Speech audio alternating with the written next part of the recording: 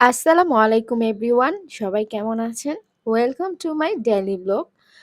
আবার একটি নতুন ব্লগে আপনাদের স্বাগতম জানাচ্ছি। আজকে আমি কি রান্না করেছিলাম সেটাই আপনাদের সাথে শেয়ার করব।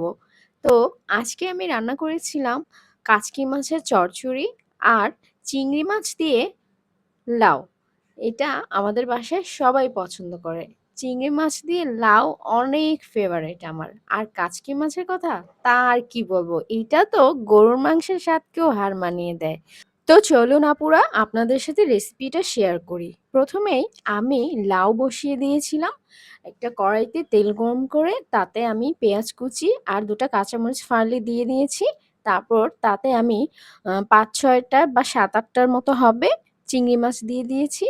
চিংড়ি মাছ আর পেঁয়াজ ভাজা হয়ে আসলে তাতে আমি আদা রসুন বাটা, জিরা বাটা সাথে শুকনো উপকরণগুলো দিয়ে দিয়েছি। শুকনো উপকরণগুলো হলো হলুদের গুঁড়ো, মরিচের গুঁড়ো, ধনিয়ার গুঁড়ো, স্বাদমতো লবণ। সব উপকরণগুলো একসাথে দিয়ে আমি মসলাটা কিন্তু ভালো করে কষিয়ে নিয়েছি।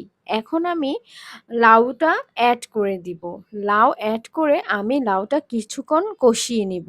আমি লাউয়ের মধ্যে আগেই পানি দিব না। কারণ লাউ থেকে অনেক পানি বের হয়। তাই আমি আগে একটু অপেক্ষা করব। দেখব কি পরিমাণ পানিটা বের হচ্ছে তারপর আমি ওইটার আইডিয়া করে তারপর বাকি পানিটুক দিব।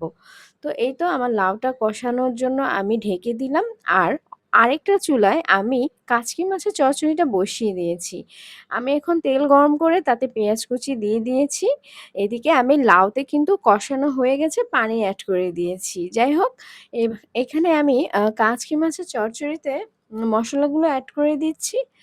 পেঁয়াজটা বেরেস্তা হয়ে আসলে এখানে আমি আদা রসুন বাটা, জিরা বাটা, হলুদ গুঁড়ো, মরিচের গুঁড়ো, ধনিয়ার গুঁড়ো, স্বাদ মতো লবণ দিয়ে মশলাটাকে ভালোভাবে কষিয়ে নিচ্ছি। কষানোর এক পর্যায়ে আমি মাছগুলো এড করে দিলাম। মাছগুলো দিয়ে আমি হালকা নাড়া দিব, বেশি নাড়া দিলে মাছ কিন্তু ভেঙে যাবে। তো কিছুক্ষণ কষিয়ে আমি এতে অল্প একটু পানি এড করে দিলাম। এরপর কিছুক্ষণ জাল করলেই কিন্তু আমার কাচকি মাছ হয়ে যাবে। আর এদিকে কিন্তু আমার লাউটাও হয়ে গিয়েছে। তো বন্ধুরা এই ছিল আমার আজকের আয়োজন। কেমন হলো কমেন্টে অবশ্যই জানাবেন সবাই। ভালো থাকবেন, সুস্থ থাকবেন। আল্লাহ হাফেজ।